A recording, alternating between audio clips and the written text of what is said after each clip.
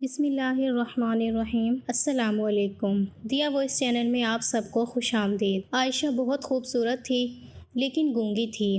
میں نے اس کا رشتہ اپنے اکلوتے بیٹے کے لیے مانگ لیا۔ میں نے سوچا کہ لڑکی گونگی ہے، میرے بیٹے کو میرے خلاف نہیں کرے گی اور نہ ہی کچھ بولے گی۔ میں اس لڑکی کو بیاہ کر لے آئی اور پھر میرے سر پر آسمان ٹوٹ پڑا جب شادی کی رات مجھے کمرے سے بیٹے کے چلانے کی آواز آئی۔ میں بھاگتی ہوئی جوں ہی کمرے میں گئی تو میرا نام سمیرہ ہے، میرا تعلق قصور سے ہے۔ لندن میں میرے شوہر کی جاب تھی، اسی لیے ہم وہیں رہتے تھے، مگر اب میری اس غیر ملک میں رہتے رہتے بس ہو چکی تھی۔ میں پاکستان واپس جانا چاہتی تھی اور روز شوہر پر زور ڈالتی تھی کہ اب لندن کو چھوڑ کر ہمیشہ ہمیشہ کے لیے پاکستان چلتے ہیں۔ میرے اس فیصلے کے پیچھے یہ وجہ تھی کہ میں اپنی بیٹی کی شادی کسی مسلم اور پاکستانی خاندان میں کرنا چاہتی تھی۔ ایک اور وجہ بھی تھی اور وہ تھا میرا بیٹا فہد۔ میں تو عام سی شکل و صورت کی تھی، مگر شکر تھا کہ میرے بچے حسین اور خوبصورتی میں اپنے باپ پر گئے تھے۔ میرا بیٹا تو ہو بہو اپنے باپ کی فوٹو کاپی لگتا تھا۔ ان دنوں میں اسی کی وجہ سے پریشان تھی۔ لندن کی آزاد فضاؤں میں جوان ہو کر وہ بہت آزاد خیال ہو گیا تھا۔ مجھے اس کے دوستوں سے پتہ چلا تھا کہ وہ کسی لڑکی کے چکر میں بھی ہے، اسی لیے میں جلد از جلد پاکستان پہنچ کر اس کی شادی کرنا چاہتی تھی، مگر دیر ہو گئی۔ اس سے پہلے ہی وہ اس لڑکی کے ساتھ کورٹ میرج کر کے گھر آ گیا۔ اسے کوئی پرواہ نہیں تھی کہ میں راضی ہوں یا نہیں۔ وہ مکمل طور پر اپنی بیوی کے بس میں تھا۔ اس کی بیوی اسے جو پٹیاں پڑھاتی تھی وہ وہی کرتا تھا۔ میں بہت کوشش کرتی تھی کہ اسے اس آزاد لڑکی کے خلاف کر سکوں، مگر ناکامی ہوئی۔ وہ لڑکی اتنی تیز تھی کہ مجھے آتے جاتے خوب باتیں سناتی تھی۔ میرا دوسرا بیٹا شہریار بڑے کی نسبت بہت تابع دار تھا، اس سے میری بے عزتی برداشت نہیں ہوتی تھی، اسی لیے ہم اس کے ساتھ پاکستان آ گئے۔ بیٹی نے کہا کہ وہ آخری سیمسٹر کے پیپر دے کر آ جائے گی۔ میرا یہ بیٹا بھی اب شادی کے قابل ہو رہا تھا۔ میں چاہتی تھی کہ اس سے پہلے وہ کسی لڑکی کو پسند کرے میں خود ہی اس کے لیے لڑکی ڈھونڈ لوں۔ شہریار نے بھی مجھے اختیار دے دیا کہ امی آپ جس سے چاہیں میری شادی کروا دیں، میں کچھ نہیں بولوں گا۔ مجھے میرے بیٹے پر بہت پیار آیا۔ ہم لوگ بہت امیر تھے، مگر میں چاہتی تھی کہ کسی چھوٹے گھر کی لڑکی لے کر آؤں تاکہ وہ میرے بیٹے اور میرے درمیان میں نہ آئے اور میرے بس میں رہے۔ مگر میں جس لڑکی کو بھی دیکھتی مجھے خوف سا محسوس ہونے لگتا کہ یہ میری بڑی بہو جیسی نکلے گی۔ وہ ایک لفظ بھی بولتی تو مجھے ناگوار گزرتا کہ یہ لڑکی ابھی سے میرے ساتھ اتنی باتیں کر رہی ہے، بعد میں کیا کرے گی، اور میں اٹھ کر آ جاتی۔ ایک دن یوں ہی واپسی پر میں نے مارکیٹ میں اپنی نند کو دیکھا۔ ہم نے کسی کو بھی نہیں بتایا تھا کہ ہم واپس آ گئے ہیں، اسی لیے میں اسے دیکھتے ہی فوراً ایک طرف ہو گئی اور اپنے گھر چلی آئی۔ سارے راستے مجھے محسوس ہوتا رہا کہ کہیں وہ میرا پیچھا تو نہیں کر رہی، مگر ایسا کچھ نہیں تھا۔ کچھ دنوں کے بعد میں پھر سے اپنے بیٹے کے لیے رشتہ تلاش کرنے لگی۔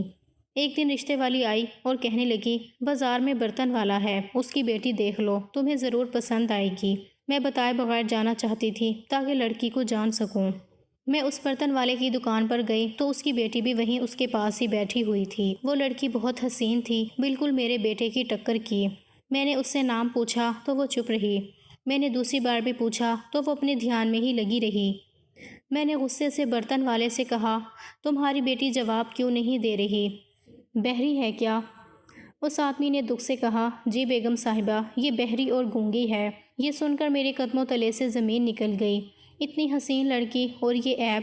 میں نے اسی وقت کھڑے کھڑے فیصلہ کیا کہ میں اس لڑکی کو بہو بناؤں گی، کیونکہ یہ میرے بیٹے کو میرے خلاف نہیں کر سکے گی، نہ کچھ سنے گی اور نہ بولے گی، میری مٹھی میں رہے گی۔ میں نے بیٹے سے جا کر گھر میں بات کی تو وہ کہنے لگا ماں، اندھی بہری لنگڑی جس لڑکی سے بھی آپ میری شادی کریں گی میں تیار ہوں، لیکن میری ایک شرط ہے۔ میں نے حیران ہو کر پوچھا وہ کیا؟ کہنے لگا تم اسے بہو نہیں بیٹی سمجھو گی۔ اگر بھابھی کو تم قبول کر لیتی تو ہو سکتا تھا کہ وہ بھی اچھی ہو جاتی، اسی لیے میری بیوی کے ساتھ آپ نے پیار سے رہنا ہے۔ میں نے کہا بیٹا تم فکر نہ کرو، جیسا تم کہو گے ویسا ہی ہوگا۔ یوں میں نے اپنے بیٹے کی شادی اس گونگی لڑکی سے کر دی۔ شادی میں بس اس لڑکی کا باپ ہی شریک ہوا تھا، اس کی ماں نہیں تھی۔ شادی والی رات جب میرا بیٹا کمرے میں گیا تو کچھ ہی دیر بعد چیختا ہوا کمرے سے باہر آیا۔ میں نے پوچھا کیا بات ہے، کیا ہو گیا، کیوں چیخ رہے ہو؟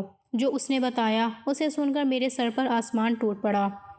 میرا بیٹا کہنے لگا، کمرے میں تو وہ لڑکی بے ہوش ہے اور پورے کمرے میں نیچے فرش پر کاکروچ ہی کاکروچ ہیں، شاید انہیں کو دیکھ کر بے ہوش ہو گئی ہے بیچاری۔ میرا بیٹا مجھے مشکوک نظروں سے دیکھنے لگا، کہنے لگا، ماں کہیں تم نے تو اسے تنگ کرنے کو یہ سب تو نہیں کیا؟ اتنا بڑا الزام سن کر میں تڑپ گئی اور کہا، میں یہ سب کیوں کروں گی؟ اسے پتہ نہیں کیوں یقین آیا نہیں، مگر وہ اسپرے لینے کے لیے چلا گیا تاکہ کمرہ صاف کروا سکے۔ پہلے ہی دن گھر میں یہ کیا ہو گیا تھا مجھے سمجھ نہیں آئی۔ خیر کمرہ صاف کروا کر وہ کمرے میں چلا گیا۔ اگلے دن ولیمہ تھا۔ میں نے بہت ہی شاندار لہنگا بنوایا تھا، مگر جب بہو پہن کر لوگوں کے سامنے آئی تو سارے لوگ ہنسنے لگے کیونکہ وہ کئی جگہ سے پھٹا ہوا تھا۔ میرے بیٹے کا یہ سب دیکھ کر موڈ خراب ہو گیا اور وہ وہاں سے چلا گیا۔ وہ تو یہی سمجھ رہا تھا کہ یہ سب میں نے کیا ہے، حالانکہ مجھے تو پتہ بھی نہیں تھا کہ یہ سب کس نے کیا ہے۔ میں اپنی بہو پر بھی شک نہیں کر سکتی تھی کیونکہ وہ بیچاری تو خود معصوم اور گونگی تھی۔ خیر کچھ دن سکون سے گزر گئے۔ میں ان واقعات کو بھول بھال گئی تھی جب اچانک ایک دن وہ ہوا جو میں نے بھی کبھی نہیں سوچا تھا۔ میری بہو سو کر اٹھی تو اس کے بال کٹے ہوئے تھے جیسے کسی نے کینچی سے کاٹے ہوں۔ میں نے اسے پوچھا تو کہنے لگی، مجھے نہیں پتا کیا ہوا، میں بے حد پریشان ہو گئی تھی۔ ان دنوں میرا شوہر بھی ملک سے باہر تھا ورنہ اپنی پریشانی اسی سے شیئر کر لیتی۔ مجھے سوچ سوچ کر حیرت ہو رہی تھی کہ کون میری بہو کا دشمن ہو گیا ہے۔ ملازم نیچے تک ہی محدود رہتے تھے، اوپر آنے کی اجازت نہیں تھی اور میرے علاوہ گھر میں کوئی اور ہوتا نہیں تھا۔ شام کو میرا بیٹا آیا تو وہ مجھ سے لڑنے لگا کہ ماں تم نے میری بیوی کے بال کیوں کاٹے؟ میں سن کر دنگ رہ گئی۔ میرا فرما بردار بیٹا کیسی باتیں کر رہا تھا۔ اسی دن میری بیٹی بھی واپس آ گئی۔ میری بہو اسے دیکھ کر بہت خوش ہوئی اور اسے گلے لگانے لگی تھی کہ میری بیٹی اینی نے اس کو ہاتھ سے پیچھے کیا، مگر نہ جانے کیسے بہو پیچھے کو گر پڑی۔ یہ منظر میرے بیٹے نے دیکھ لیا، غصے سے کہنے لگا، ماں آپ کیا کم تھی جو اب آپ کی بیٹی بھی میری بیوی کی دشمن بن کر آ گئی۔ وہ اپنی بیوی کو کمرے میں لے گیا۔ پھر تو اکثر ایسا ہوتا کہ میری بہو کے ساتھ روز کچھ نہ کچھ برا ہونے لگتا۔ کبھی کچن میں کام کرتے ہوئے اس کے دوپٹے کو آگ لگ جاتی اور کبھی اس کو چھری سے کٹ لگ جاتا۔ ایک بار اس کا پیر پھسلا تو وہ آخری 2 سیڑھیوں سے گر گئی۔ یہ سب معمولی سی باتیں تھیں اور کسی کا اس میں کوئی قصور نہیں تھا، مگر میرا بیٹا وہ آ کر مجھے اور میری بیٹی کو قصوروار ٹھہراتا۔ مجھے اپنے فیصلے پر پچھتاوا ہونے لگا کیونکہ وہ تو بتا بھی نہیں سکتی تھی کہ میں سچ کہہ رہی ہوں۔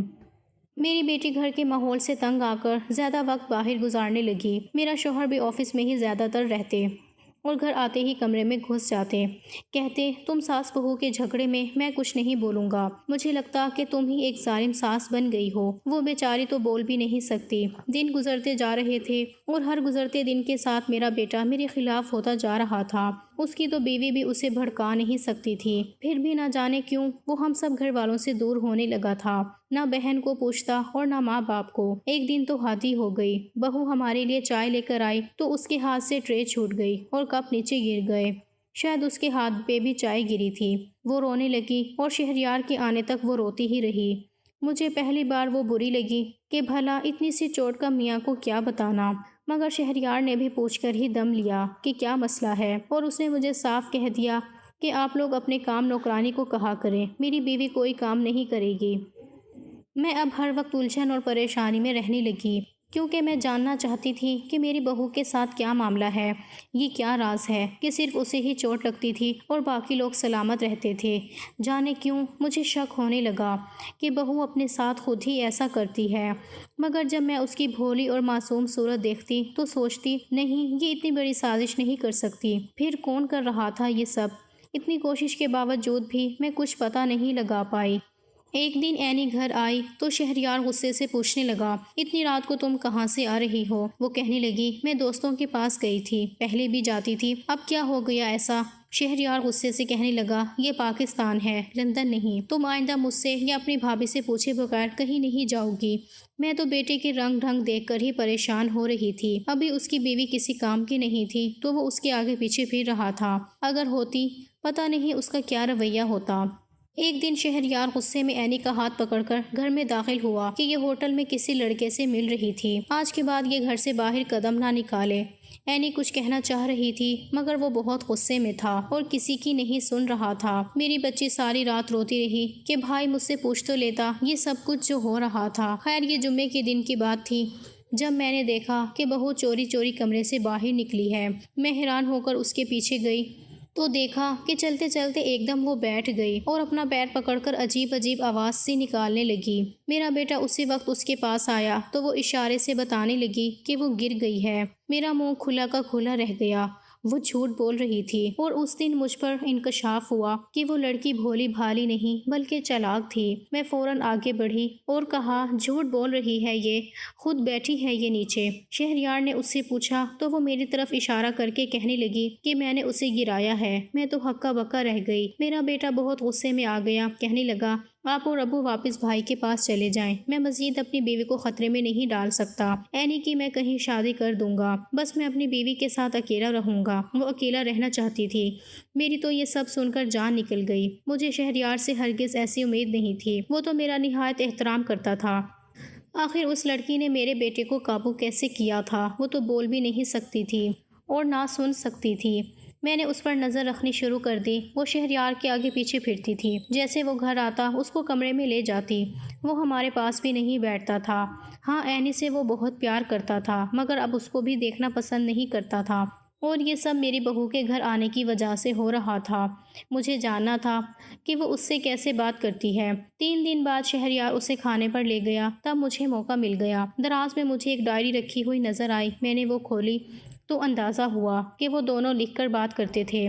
میری بہو نے ہمارے بارے میں بہت غلط لکھا ہوا تھا۔ وہ شہریار کو یہ بتاتی تھی کہ مجھے تمہاری ماں روز مارتی ہے، گھر کے سارے کام کرواتی ہے، مجھ پر تشدد کرتی ہے۔ ایک جگہ اینی کے بارے میں لکھا تھا کہ اینی بری صحبت میں بیٹھتی ہے اور لڑکوں کو دوست بناتی ہے۔ یقیناً اس کی باتیں پڑھ کر میرا بیٹا ہمارے خلاف ہوا تھا۔ میں نے اسی وقت فون کر کے لندن کی ٹکٹ کینسل کروائی۔ اب میں یہیں رہ کر اس لڑکی کے راز تک پہنچنا چاہتی تھی کہ کیوں وہ ہمارے خلاف تھی۔ اس کی ہم ماں بیٹی سے کیا دشمنی تھی۔ ایک دن میں اس کے کمرے کے آگے سے گزری تو میں حیران ہو گئی۔ اس کے کمرے سے کسی کے بولنے کی آواز آ رہی تھی۔ میں نے تھوڑا سا دروازہ کھول کر دیکھا تو وہیں کھڑی کسی سے بات کر رہی تھی۔ وہ بول سکتی تھی۔ مجھے یہ دیکھ کر شدید جھٹکا لگا تھا۔ میں فوراً وہاں سے ہٹ کر اپنے کمرے میں چلی گئی۔ جو کچھ میں نے دیکھا تھا مجھے یقین نہیں آ رہا تھا۔ اس کا مطلب تھا کہ ہمیں دھوکہ دیا گیا تھا۔ وہ اتنے عرصے سے ہمیں بیوقوف بنا رہی تھی۔ کچھ ہی دیر میں میرا بیٹا بھاگتا ہوا آیا اور کہنے لگا، امی، اینی گھر سے بھاگ گئی ہے۔ اس کا میسج آیا میرے موبائل پر جس پر لکھا ہے کہ وہ اپنی مرضی سے گھر چھوڑ کر جا رہی ہے۔ مجھے لگا یہ سب سن کر میرا دل بند ہو جائے گا۔ میں وہیں ایک طرف کو بیٹھ گئی۔ اسی وقت میری بہو بھی آ گئی۔ میں نے اس کا گریبان پکڑ لیا اور چلا کر کہا، یہ سب تم نے کیا ہے، سب تمہاری وجہ سے ہوا ہے۔ میری بیٹی گھر چھوڑ کر چلی گئی ہے، ہماری عزت خاک میں مل گئی ہے۔ شہریار غصے سے کہنے لگا، امی، اس میں اس بیچاری کا کیا قصور ہے؟ یہ نہ تو بول سکتی ہے نہ سن سکتی ہے، آپ اس پر کیوں الزام لگا رہی ہیں؟ میں نے کہا، بہو کو میں جان گئی ہوں کہ تم بول سکتی ہو اور سن بھی سکتی ہو۔ کون ہو تم؟ کس مقصد سے اس گھر میں آئی ہو؟ سچ سچ بتاؤ۔ مجھے لگا تھا کہ یہ سب سن کر وہ گھبرا جائے گی مگر وہ مسکراتی ہوئی کہنے لگی، میں عائشہ، اسما کی بیٹی ہوں، آپ کی نند کی بیٹی۔ مجھے ایسا لگا کہ میرے کانوں پر دھماکہ ہو گیا۔ اتنا اور زہریلا سچ! وہ اسما کی بیٹی تھی۔ مجھے ماضی یاد آنے لگا۔ میں شادی سے پہلے ایک غریب گھر سے تعلق رکھتی تھی مگر قسمت اچھی رہی کہ ایک امیر لڑکے نے مجھے پسند کر لیا۔ بلکہ یوں کہوں تو زیادہ مناسب ہوگا کہ میں نے خود بہت کوششیں کی تھی کہ سلمان کسی طرح میری جانب متوجہ ہو جائے، اور وہی ہوا۔ ایک دن اس نے مجھ سے شادی کی خواہش کا اظہار کر دیا اور میں نے فوراً ہاں کر دی تھی۔ اصل میں نے سلمان کی چھوٹی بہن جو اسی کالج میں پڑھتی تھی اسے اپنی دوست بنا لیا تھا تاکہ اس کے ذریعے اس کے بھائی کے دل میں جگہ بنا سکوں۔ سلمان کی 3 بہنیں اور 2 ہی بھائی تھے۔ وہ بھائیوں میں چھوٹا تھا اور گھر میں اس کی اور اس کی چھوٹی بہن کی شادی ہونے والی رہ گئی تھی، جو کہ خود کو میرا دوست کہتی تھی، جبکہ میں نے اسے کبھی دل سے دوست سمجھا ہی نہیں تھا۔ میرے لیے تو بس ایک مہرہ تھی۔ مجھے سلمان کے گھر والوں نے بہت پیار اور محبت سے قبول کیا تھا مگر میں اکیلی رہنا چاہتی تھی۔ 2 جیٹھ اور جٹھانیاں، ساس سسر اور نند، یہ سب لوگ مجھ سے برداشت نہیں ہوتے تھے۔ دل چاہتا تھا کہ انہیں جلد از جلد نکال دوں اور اس گھر پر اکیلی راج کروں، لیکن میرا شوہر اپنی چھوٹی بہن سے بہت پیار کرتا تھا۔ وہ بہت خوبصورت تھی، اس لیے بھی وہ مجھے بری لگتی تھی۔ اکثر وہ مجھ سے شکوہ کرتی کہ میں اس کی دوست بن کر ہی ٹھیک تھی، اب بھابھی بن کر بدل گئی ہوں۔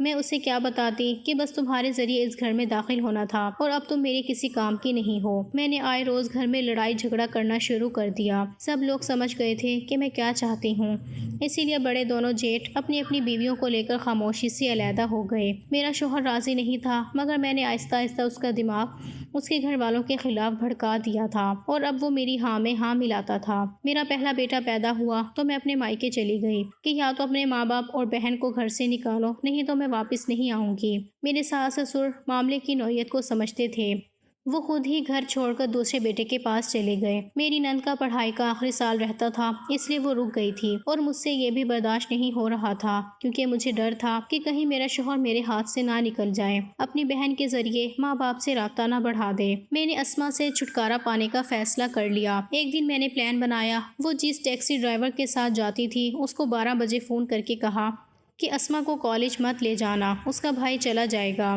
دوسری طرف میں نے اسما کو فون کر کے کہا کہ اس کی ٹیکسی خراب ہو گئی ہے، تم کالج کے نزدیکی ہوٹل میں چلی جاؤ، کسی کو تمہیں لینے کے لیے بھیجتی ہوں۔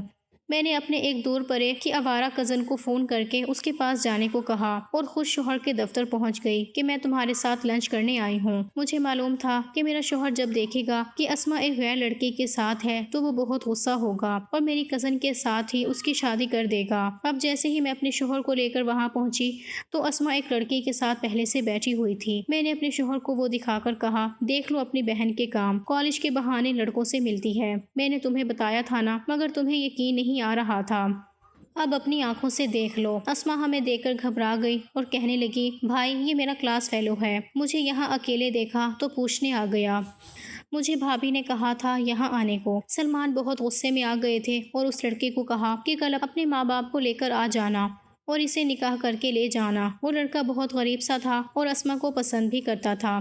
اگلے دن ہی سلمان نے بغیر کسی کو بتائے اس کا نکاح کر کے اسے رخصت کر دیا تھا۔ میرا پلان تھا کہ اسے اپنے آوارہ کزن کے پلے باندھوں گی، مگر وہ اس دن ہوٹل پہنچ ہی نہیں سکا تھا۔ خیر یہ معاملہ بھی ٹھیک ہی تھا کیونکہ وہ ایک غریب گھر میں گئی تھی۔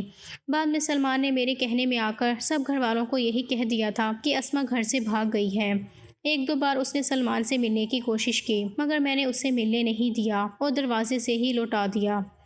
اسی سال میرے گھر دوسرے بیٹے کی بھی پیدائش ہوئی اور ہم لندن شفٹ ہو گئے۔ اب ہم کافی سالوں بعد واپس آئے تھے اور اس دن مارکیٹ میں ان لوگوں نے مجھے دیکھ لیا تھا۔ مجھے کیا معلوم تھا کہ میرا کیا ہوا ظلم میرا انتظار کر رہا ہے۔ عائشہ میری نند کی بیٹی تھی، یہ جان کر میرے قدموں تلے سے جان نکل گئی۔ وہ اپنی ماں سے کی گئی زیادتیوں کا بدلہ لینے آئی تھی۔ اس نے باقاعدہ پلان بنا کر شہریار سے شادی کی تھی۔ عائشہ کہنے لگی، آپ نے میری ماں کے ساتھ بہت برا کیا، مگر میں چاہتے ہوئے بھی آپ کی بیٹی کے ساتھ اتنا برا نہیں کر پائی۔ اسٹور روم میں بے ہوش پڑی ہے، وہ کہیں نہیں بھاگی۔ میں بس آپ کو احساس دلانا چاہ رہی تھی کہ جب کسی ماں باپ کو کوئی یہ کہے کہ آپ کی بیٹی گھر سے بھاگ گئی ہے تو اس پر کیا گزرتی ہے۔ میں نے ہی جان بوجھ کر یہ سب کیا، صرف آپ کو یاد دلانے کے لیے، کیونکہ جب خود پر گزرتی ہے تب پتہ چلتا ہے کہ دوسرا کس اذیت سے گزرا ہے۔ میری ماں نے بھی اذیت میں ہی اتنے سال گزارے ہیں۔ میری ماں تو اس حق میں بھی نہیں تھی کہ میں بدلے کے لیے شادی کر رہی ہوں، وہ ابھی تک ناراض ہے مجھ سے۔ میں نے اس کے سامنے ہاتھ جوڑ دیے اور درخواست کی کہ مجھے معاف کر دو۔ میں خود بھی پچھلے کئی سالوں سے اذیت میں تھی کہ میں نے واقعی بہت برا کیا ہے، مجھے احساس ہو گیا۔ عائشہ نے کہا، مجھ سے نہیں، میری ماں سے معافی مانگیے جو اتنے سالوں سے اپنے گھر والوں سے نہیں ملی، صرف آپ کی وجہ سے۔ میں نے اسما کے گھر جا کر اس سے معافی مانگی۔ میرا شوہر اور بیٹا مجھے نفرت بھری نگاہوں سے دیکھ رہے تھے۔ اسما بہت اچھی تھی، اس نے تو مجھے معاف کر دیا تھا، مگر سلمان کی نگاہوں میں جو نفرت اور حقارت تھی وہ مجھ سے برداشت نہ ہوئی۔ میری وجہ سے اس نے اپنی بہن کو سزا سنا دی تھی۔ سب گھر والے مل جل کر رہنے لگے تھے اور میں وہاں شرمندگی سے نظریں نہیں اٹھا پاتی تھی۔ شوہر نے مجھے اپنے کمرے سے نکال دیا تھا۔ ایک دن میں گھر سے نکل گئی اور دارالامان میں آ گئی۔ یہی میری جیسی عورتوں کی سزا ہے کہ وہ اپنوں سے دور رہیں۔ عائشہ اور میرا چھوٹا بیٹا کبھی کبھی آ کر مل جاتے ہیں، مگر میرے شوہر نے آج تک پلٹ کر میری خیر خبر نہیں لی۔ وہ اپنی چھوٹی بہن سے بہت پیار کرتا تھا اور بہن کی بربادی کی وجہ وہ خود کو ہی سمجھ رہا تھا، اسی لیے مجھ سے لا تعلق ہو گیا۔ میں سب سے یہی کہنا چاہتی ہوں کہ بے وجہ حسد، نفرت اور سازش وقتی طور پر آپ کو کامیاب کر دیتی ہے، مگر خدا کے ہاں دیر ہے اندھیر نہیں۔ اس کی لاٹھی بے آواز ہے، وہ سارے حساب لے لیتا ہے، اسی لیے کسی پر ظلم نہیں کرنا چاہیے۔